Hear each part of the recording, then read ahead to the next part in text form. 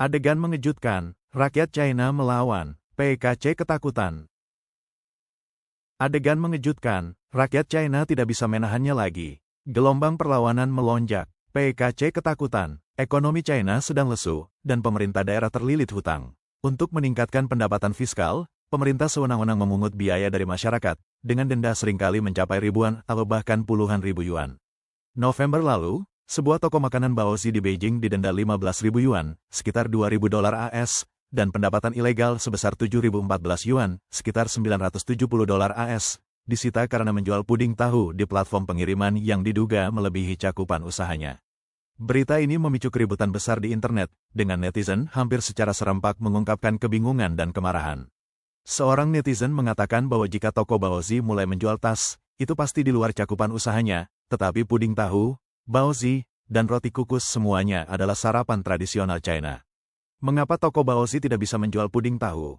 Juni lalu, seorang pria tua di distrik Sigong Loyang menerima denda berat karena menjual sayuran yang tidak memenuhi standar dari gerobaknya. Akun resmi Weibo Pengadilan Sigong menyatakan bahwa Jiang, penjual sayuran tersebut, telah membeli sejumlah jahe, bayam, dan paprika hijau dari pasar grosir besar, yang ditemukan memiliki residu pestisida berlebih. Jiang mendapatkan 21 yuan dari sayuran tersebut, tetapi didenda 110.000 yuan, sekitar 15.200 dolar AS, oleh pihak berwenang. Seorang netizen berkomentar, bagi seorang petani tua yang mencari nafkah dengan menjual sayuran, denda 110.000 yuan, hampir 15.200 dolar AS, itu tidak memberikan jalan untuk bertahan hidup. Apakah pihak berwenang kekurangan uang untuk gaji? Pada tanggal 11 Desember tahun lalu, netizen di kota Zhengzhou, Henan memposting video di media sosial yang mengklaim bahwa toko kue miliknya didenda 200 yuan oleh petugas manajemen kota karena meletakkan keranjang bunga di pintu masuk saat grand openingnya. Video tersebut menunjukkan beberapa petugas manajemen kota menanyakan tentang keranjang bunga di depan toko kue tersebut. Mei ini, seorang pemilik mobil di Shandong, setelah membeli 6 semangka dan beberapa sayuran, meletakkannya di bagasi mobilnya. Dalam perjalanan pulang, dia tiba-tiba dihentikan oleh polisi lalu lintas. Polisi lalu lintas mengatakan, mobil pribadi tidak dimaksudkan untuk membawa barang. Bagasi Anda terlalu penuh dan terlihat berbahaya. Pemiliknya didenda 200 yuan, hampir 28 dolar AS.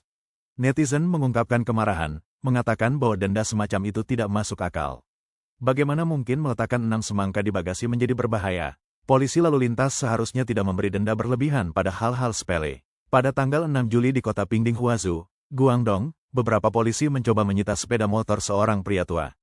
Untuk melindungi kendaraannya, pria tua tersebut mengambil batu bata dan menyerang petugas, yang melarikan diri ketakutan. Pada tanggal 7 Juli sebuah video menjadi viral di platform media sosial China, Douyin. Blogger melaporkan bahwa seorang gadis yang ditinggalkan di Guangxi, berusaha mengumpulkan uang untuk pengobatan neneknya yang tua dengan bernyanyi di jalan setelah sekolah. Polisi, dengan alasan tidak memiliki izin, mencabut speaker gadis itu dan mengusirnya. Video tersebut menunjukkan gadis itu sedang bernyanyi ketika polisi menginterupsinya, dengan kasar mengatakan, tidak ada pertunjukan, tidak ada izin hari ini, tidak ada pertunjukan. Orang-orang yang lewat tidak tahan melihatnya dan mulai bernyanyi bersama dengan gadis tersebut sebagai protes terhadap polisi. Pada tanggal 24 Januari tahun 2019, seorang sopir bus di Hubei didenda 200 yuan, sekitar 28 dolar AS, oleh polisi lalu lintas karena membawa 2 kantong makanan yang dibawa oleh seorang penumpang. Makanan tersebut termasuk kubis, lobak, kacang tanah, dan daging. Polisi tersebut mengutip aturan yang melarang membawa barang di bus, karena sayuran dianggap sebagai kargo. Netizen merasa ini masuk akal, menyatakan bahwa penumpang yang membawa beberapa makanan pulang adalah hal yang normal dan mengungkapkan ketidakpercayaan atas denda tersebut. Departemen Manajemen Lalu Lintas PKC telah lama dilabeli sebagai perampok jalan raya, mengandalkan jalan untuk mencari nafkah. Laporan media sebelumnya mengungkapkan bahwa pemerintah daerah di utara menghasilkan lebih dari 30 juta yuan, sekitar 4,2 juta dolar AS, dari denda lalu lintas setiap tahun, yang menyumbang sepertiga dari total pendapatan fiskalnya.